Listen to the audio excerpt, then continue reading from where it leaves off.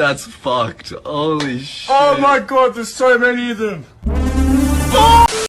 Well, you already know what this is coming, so let me just cut right to the chase here. This may be some kind of a quickie video, and since there's something different, I'm drawing this character, Miguel O'Hara, i.e. Spider-Man 2099, in a digital art format. So, anyways, Across the Spiderverse was a sequel to the first movie, Into the Spiderverse. The first movie was great, not gonna lie. It has the effort the first movie has did, but with the sequel, holy shit. It was amazing and enjoyable. Like, I could imagine how they did the sequel so damn clean by putting more effort on a sequel like the animation, the story, kind of, and even villains like the Spot who produces holes, the Vulture that's not the original but an Italian Renaissance Vulture in another universe that looks like this when he's fighting Gwen, and in the end of the movie, Spider-Man 2099 is chasing Miles Morales in this scene when Miles is getting back home. So if that's the case, is Spider-Man 2099 is evil? Maybe, but we will see him in the third movie soon.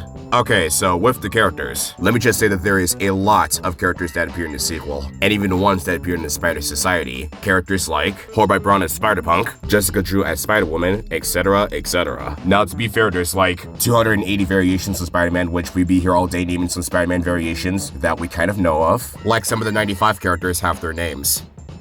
I took that one from Wikipedia. To be fair here, my favorite characters would be Horby Brown as Spider-Punk, because he's awesome, more energetic, and plays with his guitar as well, and heck, even more cooler than the original Spider-Man.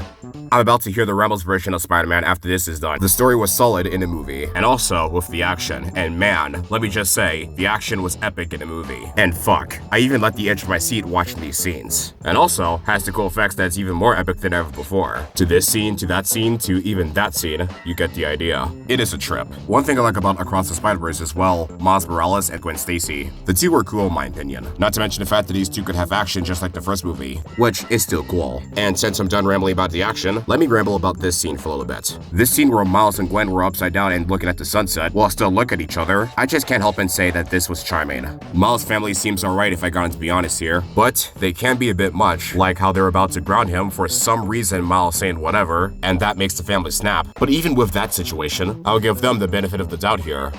Unless you have a family that's toxic. Back to this character, the Spot, because why not? And spoiler, Miles Morales has created the Spot.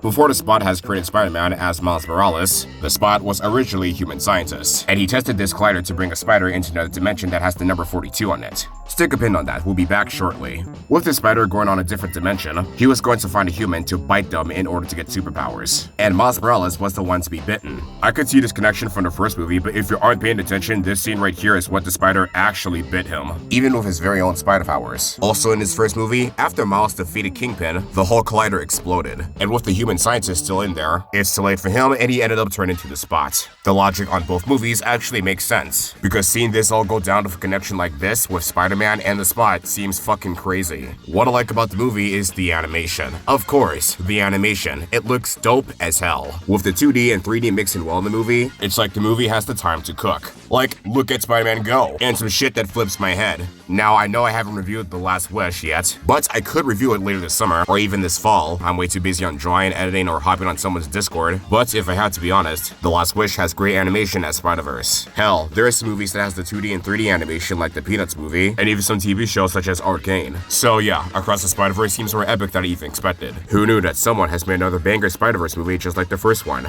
And I mean a banger. All thanks to over 10,000 people, and even the most important people, Phil Lord and Christopher Miller, which these two has did the Lego Movie, 21 Jump Street, The After Party, and even the animated series, Clone High. Which, by the way, the second season was mid. This was the hardest movie that all 1,000 people has worked on a sequel, so I can't imagine they all have the blood, sweat, and tears to put in because, wow. But, because of that as I'm writing the script, there is a recent article about the animators from Across the Spider-Verse were being overworked. Which seems like an oof. And of course, Beyond the Spider-Verse that we all been waiting for next year has been delayed. I really hope these animators will be okay and take a break after that tragedy, because that's got to be a time crunch.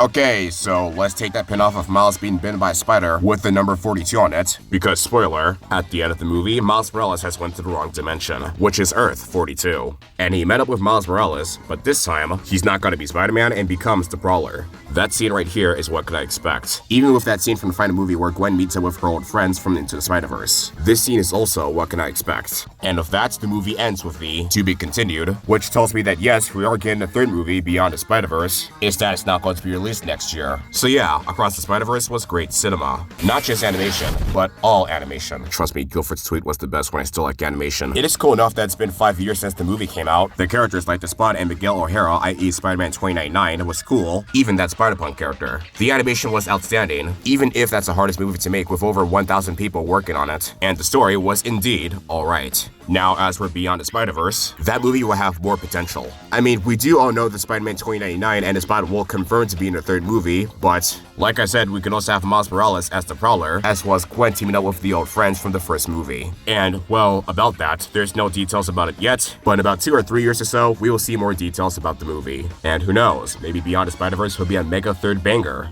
So, that's all I have to say about Across the Spider-Verse. This is my overall thoughts about the sequel, and it's pretty much another great experience I have to sit through.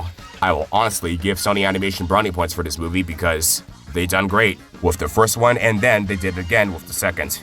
And if you had watched the movie, go watch the second movie, Across the Spider-Verse. It's an outstanding movie, and also a movie that I enjoyed. Hopefully you kind of enjoyed this quick video. Subscribe to more stuff, follow me on Twitter, and I will end off my video with my Letterboxd post on Spider-Man 2. This sequel has one word for it. Peak.